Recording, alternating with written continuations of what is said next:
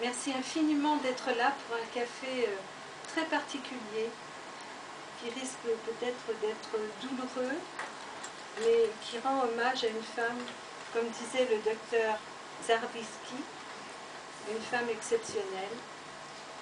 Je veux parler de Dominique Laporte, qui a écrit ce livre, Mon fils schizophrène, qui est un livre témoignage déchirant. Elle vient d'écrire sur son fils Xavier, qui est décédé seul dans une chambre d'hôtel à 33 ans. Cette femme a choisi de briser ainsi la terrible solitude et l'isolement des familles face à la schizophrénie, une maladie qui touche pourtant 1% de la population. En y décrivant l'univers sordide des hôpitaux psychiatriques publics, elle stigmatise l'impuissance de l'institution psychiatrique devant un patient que les spécialistes ne savent pas soigner. Un petit extrait, une phrase de son livre. Enfant sensible et sauvage, adolescent extravagant, nourri de littérature, Xavier ne deviendra jamais vraiment adulte, écrit-elle. Alors qu'elle était déboussolée, obnubilée par cette crise d'adolescence qui s'éternisait et qui empirait. Mais il faudra que le jeune homme atteigne l'âge de 19 ans pour que sa famille, de plus en plus préoccupée par son comportement imprévisible, entende pour la première fois prononcer le mot de schizophrénie. Certes, les médecins ont enfin identifié le mal dont souffre Xavier, mais le choc est rude. Chère Madame Dominique Laporte, c'est un honneur de vous recevoir ce soir. Merci à vous de bien vouloir nous narrer votre vécu. Et si vous le permettez, l'assistance, les personnes présentes ici ce soir, se manifesteront pour vous poser des questions qui enrichiront la soirée. Bonsoir Dominique et merci.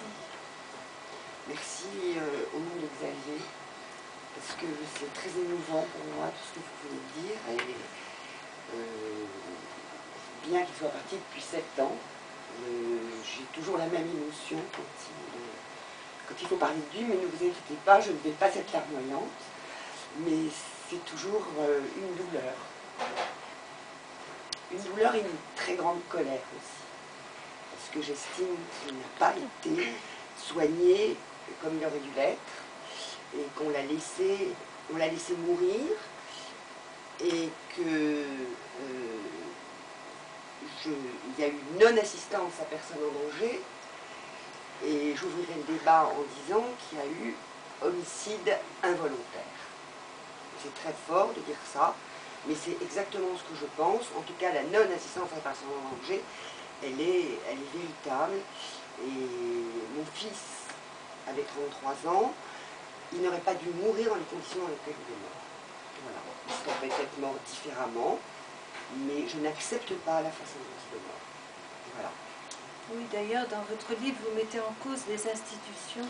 C'est-à-dire que nous l'avons soigné pendant 17 ans. Ça a été 17 ans d'un parcours du combattant permanent de toute notre famille. La famille se résumait à mon père, qui a été extrêmement présent, ma mère, qui nous a quittés il y a 1 mois, ma sœur, mes nièces et ma fille. Voilà, les gens, c'était la garde rapprochée de Xavier, et pendant 17 ans, nous n'avons vécu et existé que pour lui. Tous nos sujets de conversation, toutes nos préoccupations tournaient autour de lui. On a fait tout ce qu'on pouvait, et malgré tout notre amour, tout ce que nous avons fait, il est mort.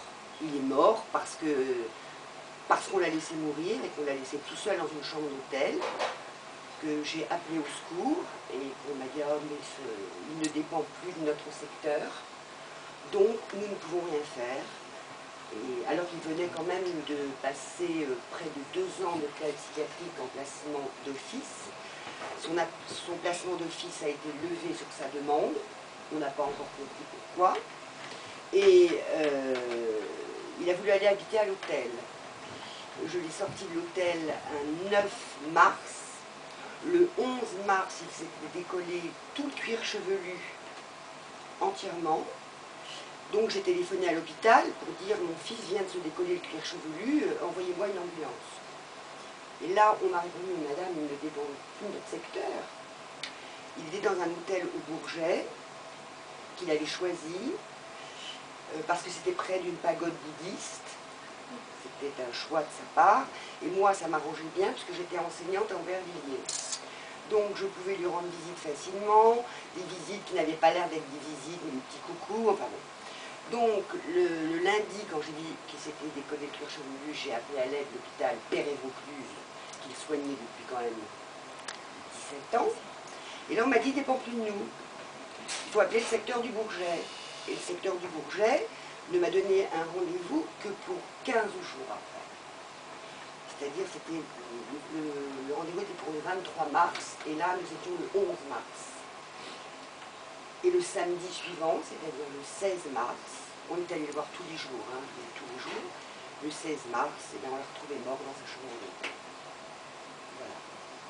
Donc, je dis qu'il y a eu non-assistance à personne en danger et homicide involontaire. Et ma colère est intacte et je mourrai avec cette colère. Excusez-moi, c'est brutal ce que je dis, mais je le pense réellement.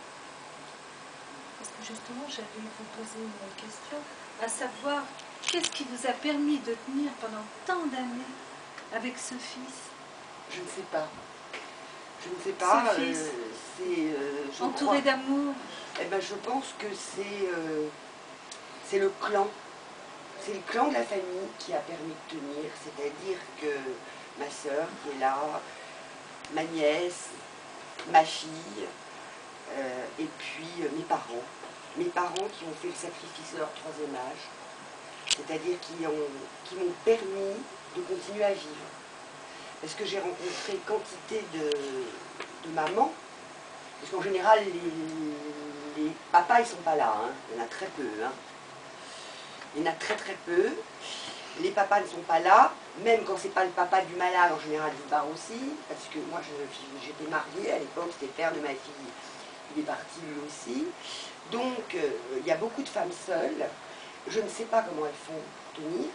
Parce qu'en plus, il faut ajouter une chose extrêmement importante, c'est la précarité, que je n'ai pas connue.